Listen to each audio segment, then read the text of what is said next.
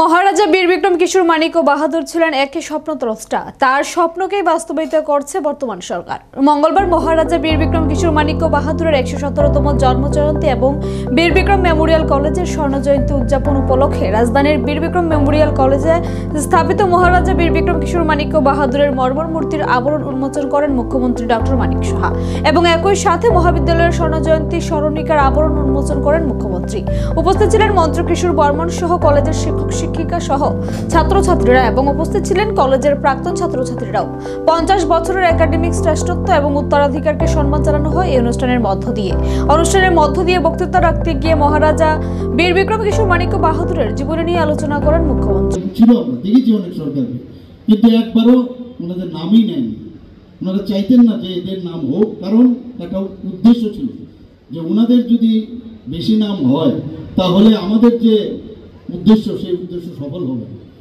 কিন্তু মাননীয় প্রধানমন্ত্রী নরেন্দ্র মোদী যে আসার পর আপনারা দেখেছেন নেতাজি সুভাষচন্দ্র বোস থেকে আরম্ভ করে প্যাটেল সাহেব থেকে আরম্ভ করে সমস্ত মানুষকে কীভাবে সম্মান দিতে হয় সেটা আমরাও সেইভাবে চেষ্টা করেছি। আমরাও আজকে বীর বিক্রম কিশোর মানিক্য বাহাদুরের নামে এখানে যেটা আজকে যে আমাদের আজকের যে মূর্তি এখানে স্থাপন উন্মোচন করা হলো তার একটা কিন্তু প্রমাণ আমরা এখানে রাখতে পারি।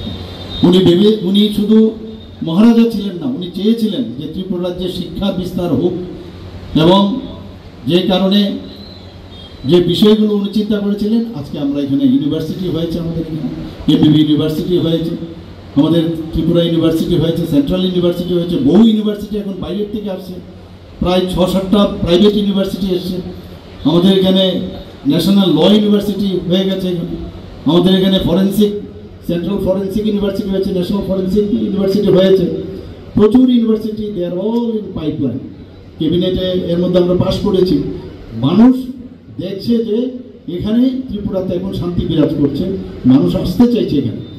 শিক্ষা ছাড়া কিচ্ছু হবে না, শিক্ষার মাধ্যমেই অন্ধকার থেকে আলোর দিকে আমাদের যেতে হবে। এখানে যারা স্টুডেন্টরা আছে নিজেকে পূর্ণাঙ্গ ব্যক্তি হিসাবে যদি প্রতিষ্ঠিত হয় শিক্ষা ছাড়া কিচ্ছু হবে না। আমরা অজানার কারণে কিন্তু অনেক জিনিস বুঝি না।